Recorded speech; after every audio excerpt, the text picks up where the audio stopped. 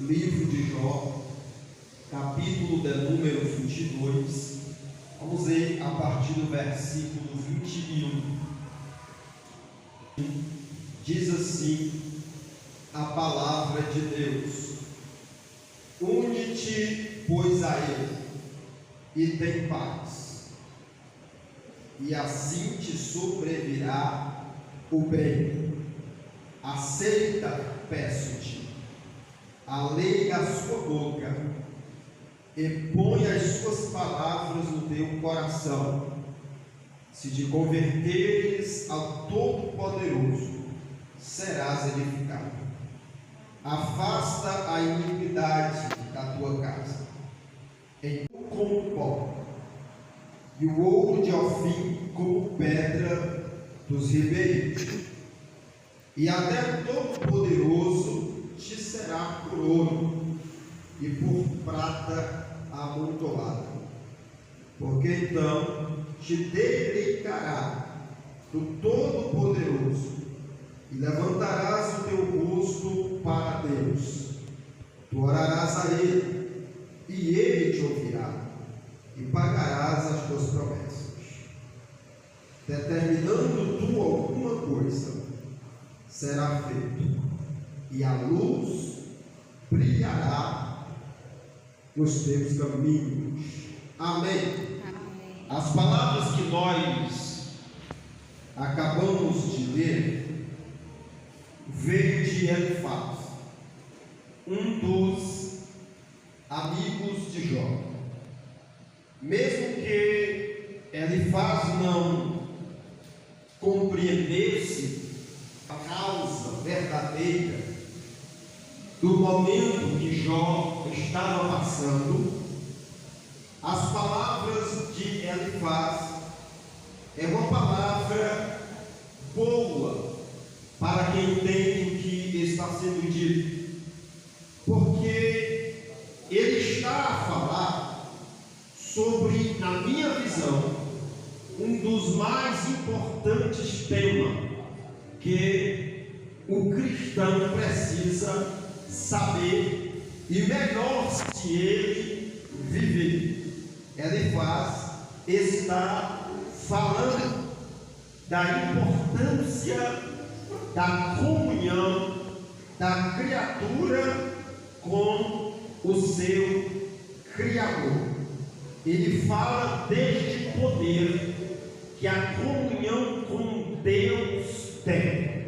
Eu quero destacar nesta noite, dentro desse tema, 3 pontos básicos: o poder da comunhão com Deus, como ter essa comunhão e o que acontece na vida de quem consegue alcançar um nível de comunhão com Deus. Onde começa esta comunhão? Porque quando você recebe Jesus como Senhor e Salvador, você inicia uma caminhada com Deus por intermédio da pessoa do Senhor Jesus. Todos partem do mesmo início, de uma decisão de recebê-lo como Senhor e Salvador da sua vida. E agora depende de cada um que nível de comunhão nós iremos ter com Deus. O que vai iniciar esta comunhão, após o passo que nós damos em direção a Deus por intermédio de Jesus Cristo, está exatamente no versículo 21 do texto que nós lemos. Aqui está o primeiro passo para nós termos uma comunhão com Deus. O texto começa dizendo: une-te, pois, a Ele. Quando eu ouço a palavra une-te, ela vai nos lembrar que a origem dela se chama união. toda vez que eu ouço a palavra união, eu naturalmente me lembro de outra palavra parecida, mas com significado diferente. União me leva a pensar na palavra reunião. Reunião significa ajuntamento de pessoa no mesmo lugar. Reunião significa ajuntamento de pessoas no mesmo lugar. É o que nós estamos fazendo aqui nesta noite. Nós estamos no mesmo lugar, reunidos, comparecendo no mesmo lugar. União é diferente, apesar da palavra ser muito parecida. Se reunião fala de ajuntamento de pessoas no mesmo lugar, união fala de ajuntamento de propósitos, de ajuntamento de propósitos. E eu quero que você entenda no texto. O texto está dizendo: une-te a Ele, une-te a Deus. E não está dizendo que Deus tem que se unir a você. Dentro do que eu acabei de falar, que união é mesmo propósito, quando a Bíblia diz une-te a Ele, está dizendo tenha união com Deus. Aqui vai começar com união. Tenha união com Deus. O que é isso?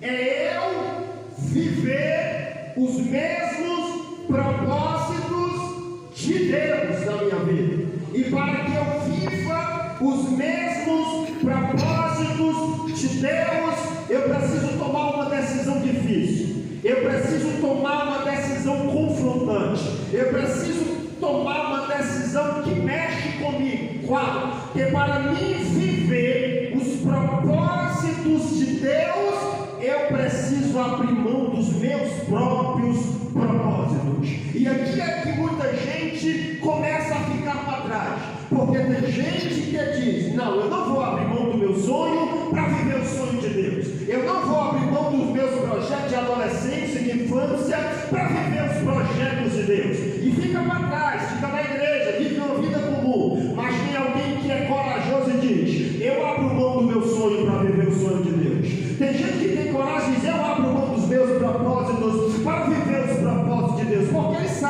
ela sabe que os propósitos de Deus são maiores do que os nossos propósitos. Aqui começa a minha comunhão com Deus, o desejo e a coragem de tomar a decisão de me unir ao Senhor, de viver o propósito do Senhor, de abrir mão da minha vontade para viver a vontade de Deus para a minha vida. Quando eu passo a entender que quando eu me uno a Deus, eu digo para Deus: eu estou aqui disponível, abrir mão do meu sonho para viver o teu sonho, abrir mão da minha vontade para viver a tua vontade.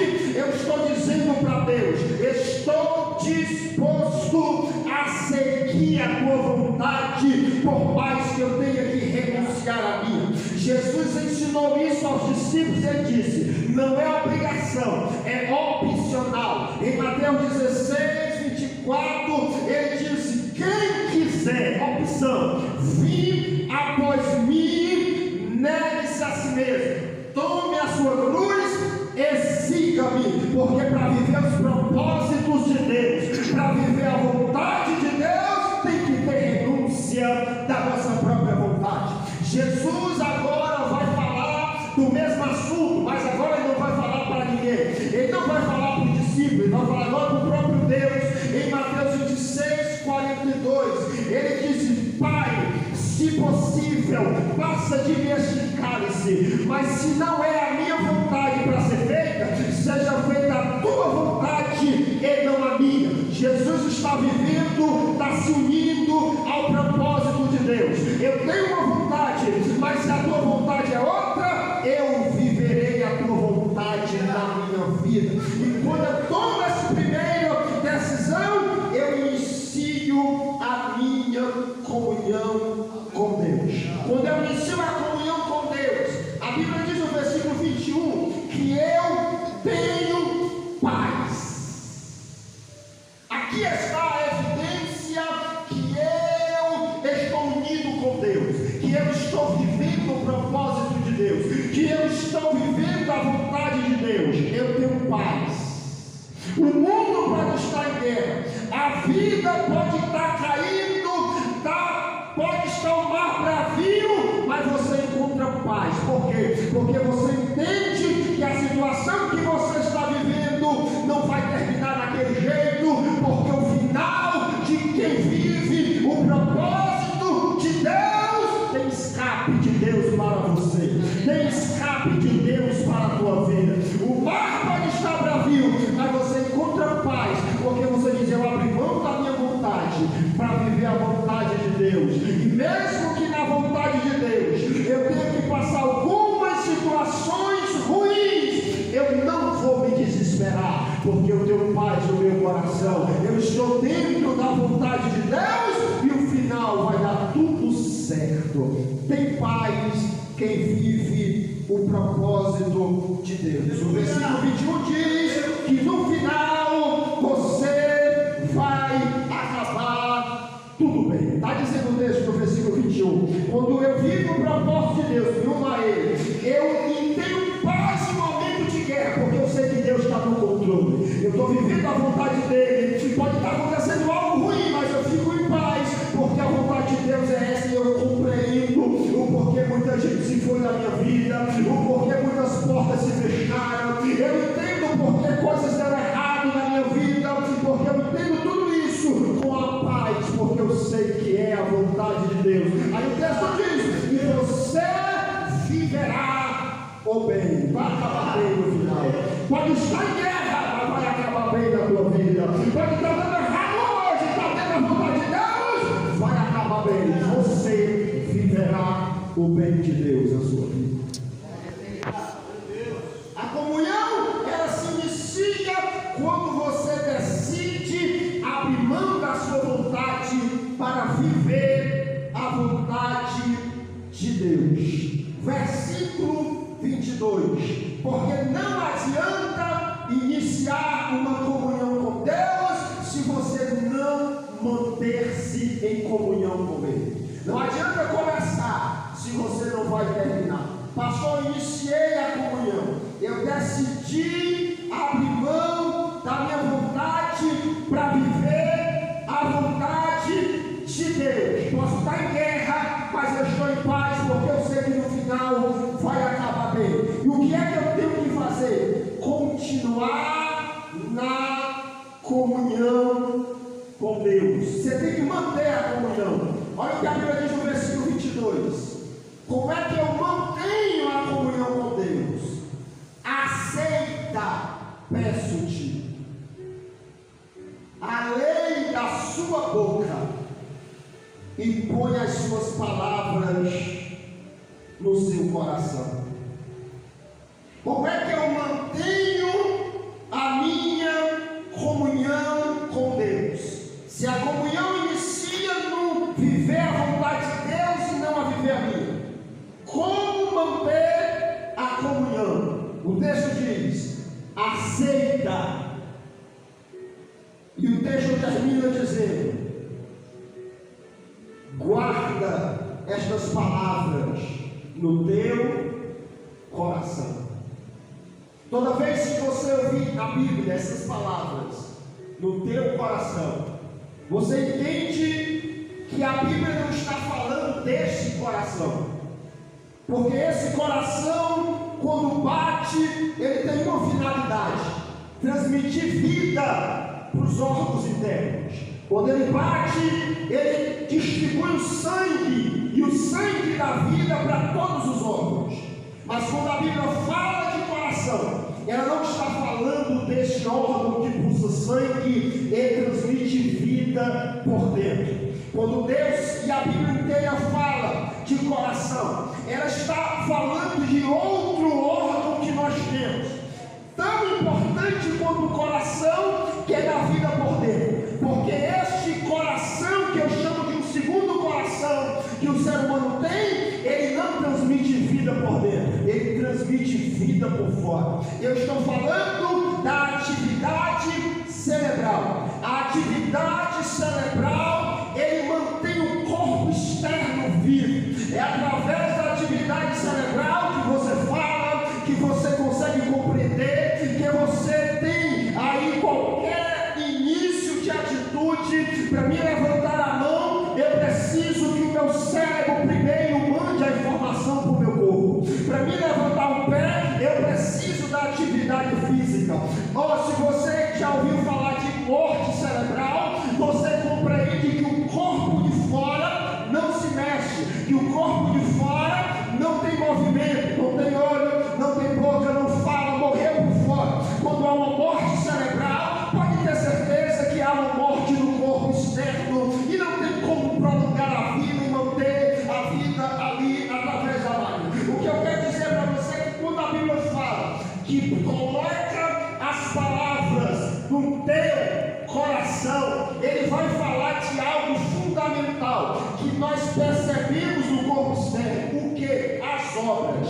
O cérebro é a origem das obras. Jesus disse que do coração procede o adultério, uma ação, e a ação ela é liberada pelo cérebro. Ele vai dizer que do coração procede o homicídio, obra. Ela, antes de ser ali completada, ela é originada numa atividade cerebral. Ela vai dizer também que do coração procede os maus pensamentos. Aonde é que origina? Na atividade cerebral. Logo, o coração que a Bíblia fala é a atividade cerebral, que manifesta atitudes externas. Quando a Bíblia vai falar, através de Salomão em Provérbios 4, ele diz assim: o que tu tens guardar, guarda o teu coração. Mas ele não está falando disso, ele está falando da atividade cerebral. Ele fala assim: porque do coração procede as saídas da vida. Aí ele vai falar do mau andar, do mau olhar, das más compreensões, das más atitudes que procedem do coração. Aí Jesus chega e diz assim: se o teu coração estiver cheio, isso a tua boca vai falar. Ele também está falando da atividade cerebral, porque toda palavra antes de sair da boca, ela é gerada na atividade cerebral. Logo, quando nós falamos de coração, nós estamos falando de atitude. Por que a Bíblia diz: guarda essas palavras no teu coração? Exatamente porque Jesus disse que do coração é que sai. Mas se você colocou antes para dentro a palavra, o que é que vai sair do teu coração? Vai sair atitudes originadas da palavra de Deus. Quando Deus diz: guarda estas palavras no teu coração, Ele está dizendo: a minha comunhão com você vai gerar um comportamento diferente na sua vida, vai gerar atitudes novas na sua vida. A comunhão, como é que eu mantenho a comunhão? É quando eu guardo a palavra, é quando eu pratico a palavra, porque quando alguém olhar para mim, vai ver eu fazendo algo, falando algo que glorifique a Deus. Quando é que eu conheço um crente que guarda a palavra? Nas atitudes dele, nas palavras dela, na ação dele, na reação dela. Quando é uma reação vergonhosa, pode ser crente, mas não guarda a palavra. Porque como é que você sabe? Está jogando? Não. Porque quando tem palavra no coração, tem atitude que glorifica a Deus. Quando tem palavra no coração, tem palavreado que glorifica a Deus. Então coloque a palavra no coração para que as suas atitudes sejam que glorifiquem ao seu Deus. Aí o Elifaz diz assim: a comunhão que você precisa manter, para você manter, você precisa aceitar a palavra. E nós nos solidarizamos muito com isso, porque tem gente que não aceita a palavra. Às vezes foi com raiva do pregador por causa da palavra que ouviu. Você lembra quando Jesus pregou e muitos discípulos saíram porque a palavra era dura? Porque muitas das vezes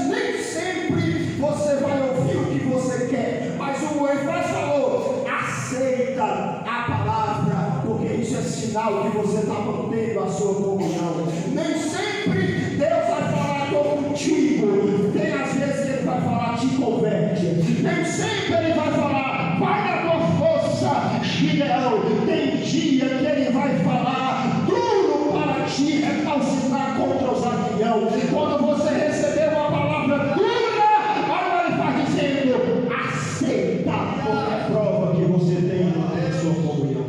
Aleluia! Você pegar o crente dizendo: pega a palavra, não está mantendo a comunhão, não está aceitando a palavra de Deus. Se você ouviu um crente por aí dizer que a palavra não gostei, não, na hora a palavra não nem vou ficar, o que é isso? Não está mantendo a comunhão, porque quem mantém a comunhão aceita a palavra de Deus, aceita o não de Deus quando você está orando pelo sim, porque nem sempre Deus vai dizer sim para você, às vezes ele vai dizer não, mas o que vai manter você na comunhão é mesmo recebendo o não de Deus, continuar firme, glorificando e adorando ao Senhor. Como é que eu mantenho a comunhão? Quando eu aceito a palavra, mesmo que ela seja diferente daquilo que eu queria ouvir. Quando é que eu mantenho-me nesta comunhão com Deus? É quando as minhas obras revelam que eu estou em comunhão com Deus. Como é que eu sei que alguém tem comunhão com Deus? É só olhar o que está fazendo, é só olhar o que está falando, porque o coração vai revelar o que está dentro dele através de atitudes. Comunhão com Deus. O que é que acontece mais? O versículo 23 vai falar que essa comunhão que se inicia quando eu decido fazer a vontade de Deus e não a minha, que eu me mantenho quando eu aceito a palavra, mesmo que seja dura, e quando eu coloco no coração e a prova que eu coloquei aqui, as minhas obras glorificam a Deus. E o que é que vai acontecer? Esta comunhão vai gerar transformação. Aleluia! Crente que não é transformado, não tem segredo, não tem comunhão com Deus. Pastor, tem 30 anos na igreja, você tem o mesmo jeito, você tem 30 anos na igreja, está certo, mas não tem 30 anos de comunhão com Deus, porque toda comunhão com Deus gera transformação. O versículo 23 está dizendo: se te converteres ao Todo-Poderoso, olha a transformação, será edificado. Afasta a iniquidade da tua casa, da tua terra. O que é que acontece aqui nesse texto? Converter-se se chama transformar-se. O texto começa dizendo que se tiver comunhão, você é convertido ao Todo-Poderoso. Não entendi. Todo crente passa pelo processo de transformação. Uns é rápido, tem gente que você conhecido prestado, você olha hoje está uma bênção, e tem gente que é lei, não prestar, mas está na igreja e continua não prestando, porque tem alguns processos de transformação que é lei, mas todos passam pelo processo de transformação. E qual é o propósito de Deus com o propósito da conversão, da transformação? Qual é o propósito? Transformar aquilo que você é naquilo que Deus quer que você seja.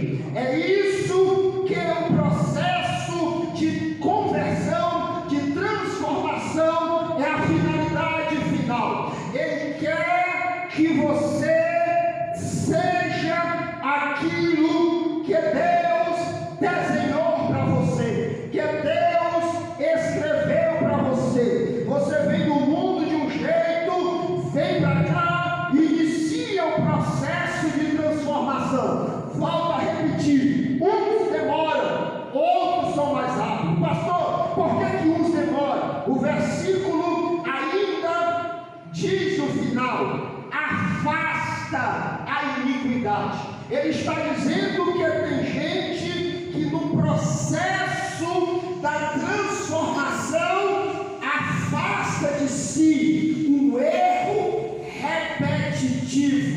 Iniquidade é um pecado que se repete, é um erro sempre se repetindo, e Deus, com o processo de transformação, transformação dentro da comunhão que arrancar esse erro. Mas tem gente que, por isso que demora, que abraça o erro, que se acostuma ao erro e não luta contra ele, não jejua contra o erro, não faz campanha para ser liberto, está acostumado, continua caindo no mesmo erro, continua ali, levanta, cai, permanecendo, cometendo os mesmos erros por longos tempos, passa ano do mesmo jeito, passa mês do mesmo jeito, passa década do mesmo jeito. Por quê? Porque não afasta o erro, sempre cai no mesmo buraco, sempre comete as mesmas atitudes, mas no processo de conversão,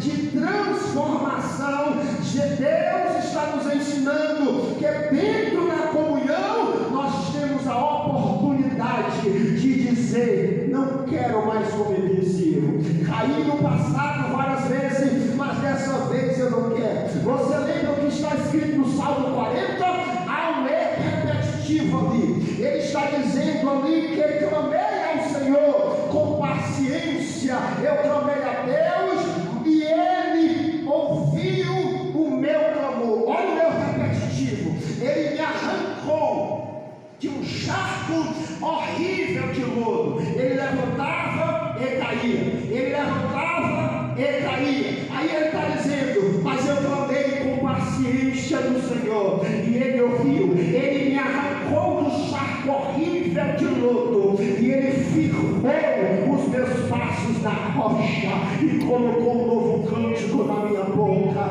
Dentro do processo de comunhão, você tem a oportunidade de parar de cair, de parar de ir e voltar, de parar de fraco, forte, forte e fraco. Dentro do processo da comunhão, da conversão, da transformação, o Senhor quer colocar o ponto final e colocar o fraco como forte, firme na rocha, que é o nosso Senhor Jesus Cristo. A comunhão, nesse versículo 23, se te converteres ao Todo-Poderoso, se deixares Ele te transformar, serás edificado. O projeto de Deus é outro, não é levanta e cai, tem que levantar e cai e vai embora. Esse negócio de ser crente não é para mim, vou embora. O negócio, eu só vivo caindo. Não é de Deus, o negócio eu sou fraco demais, não é. É porque você não está dando lugar ao processo de transformação.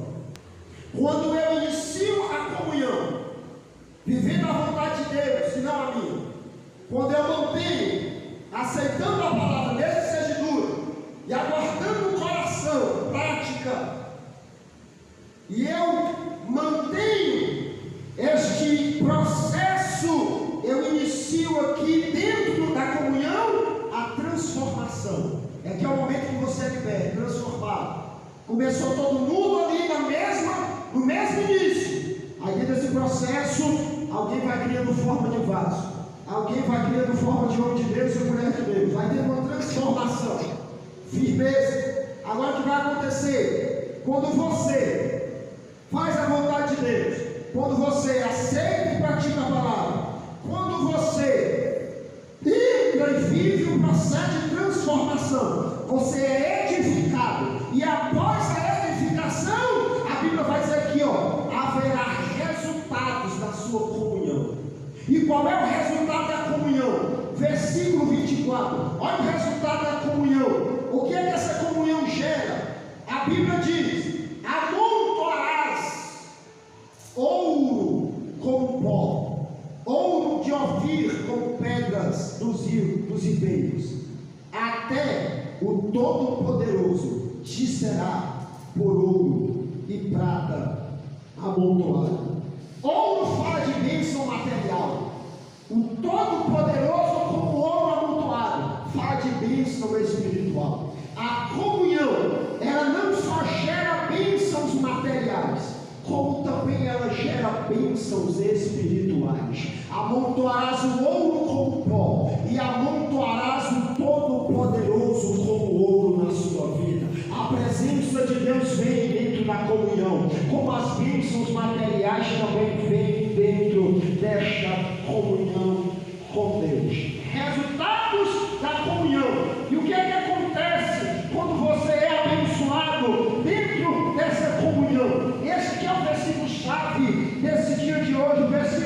28, vai falar que a comunhão com Deus gera, olha o que eu vou dizer, credibilidade no céu. Você não sabe o que é isso, tem crente que não sabe o que é isso. Credibilidade no céu. Tem teólogos que nem aceitam essa forma de colocação, mas eu creio nisso.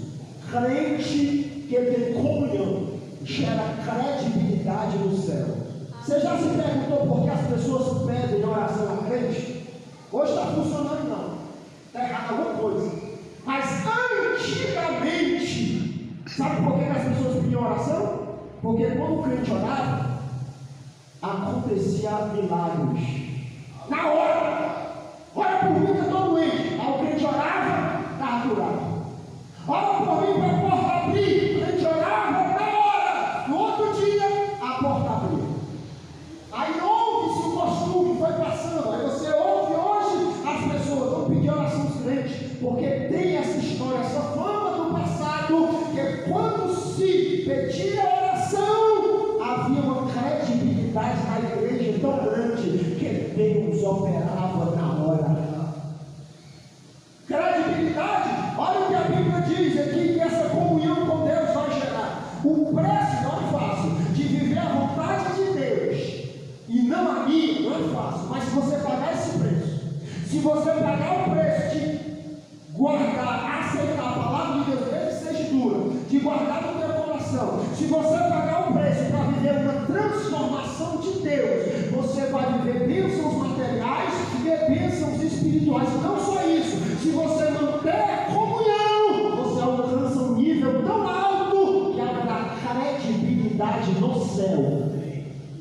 Como é isso, pastor? O que é que significa essa credibilidade no céu? Olha o que a Bíblia vai dizer, versículo de número 26.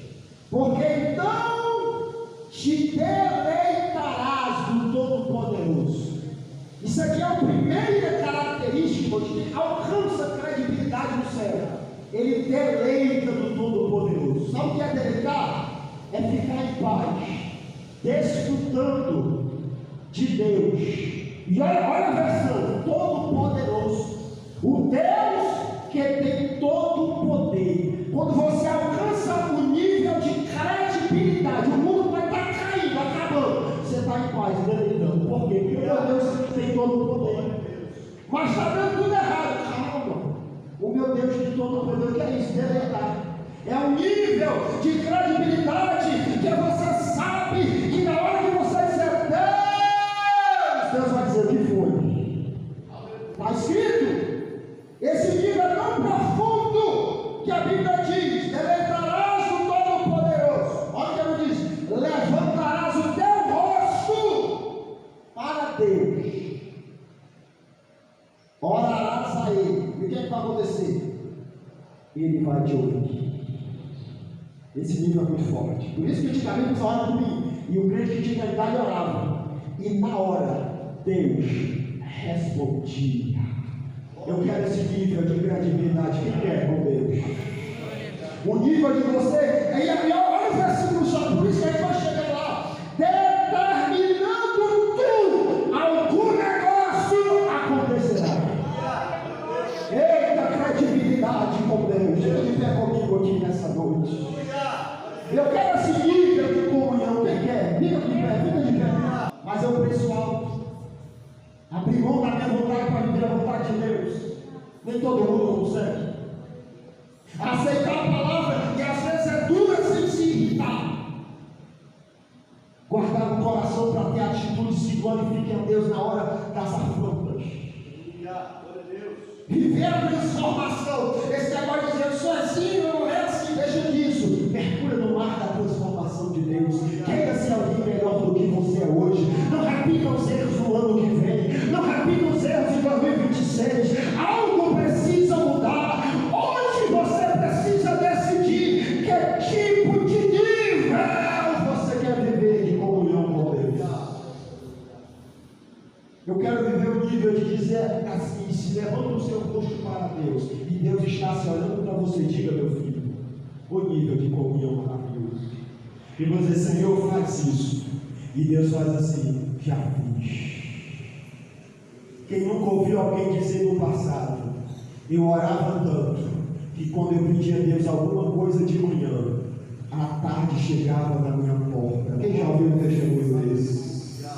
Porque é credibilidade, esse é o nível que eu quero. Determinando tu, alguma coisa se fará. Hoje tem muita gente por aí dizendo, eu determino, e nesse ambiente nada acontece, porque é nível de comunhão que gera credibilidade. Deus não faz quando qualquer um diz, Deus não faz quando qualquer um determina, mas é como eu falei, essa palavra não é para você depois de hoje sair e determina e Deus vai fazer, é uma palavra de longo prazo, é uma palavra de início de comunhão séria, mais séria, de nível mais profundo com Deus, e que você vai praticar nesse ano de 2026, começando de hoje. Você vai começar a sua caminhada com Deus. Quem sabe vai ser uma de Enoque, e andou Enoque com Deus e não se viu mais. Quando alguém olha para você em 2025, teu nível de comunhão tem que ser tão alto que alguém olha para você em 2026, não é a mesma pessoa, eu não reconheço mais ele, eu não reconheço mais ele, é a mesma pessoa, só mudou o nível de comunhão. Ele ouvirá a tua oração, e se tu determinar alguma coisa, vai acontecer. Quem quiser essa palavra, diga Deus. Deus, Eu ouvi a tua palavra. Eu entendi que não é palavra mágica. São palavras de quem tem credibilidade. Não porque sou bom, mas porque tive coragem de enfrentar os desafios de pagar o alto preço de ter e manter a comunhão. Quando isso acontecer, eu terei a credibilidade de determinar e se fará. Diga, Deus, me ajuda nesse final de ano e neste ano que está a por vir, quando eu abrir a minha boca, que o Senhor movimente os céus e faça cumprir. Diga em nome de Jesus. Eu creio e recebo esta palavra. Aplauda e glorifique a Deus essa noite.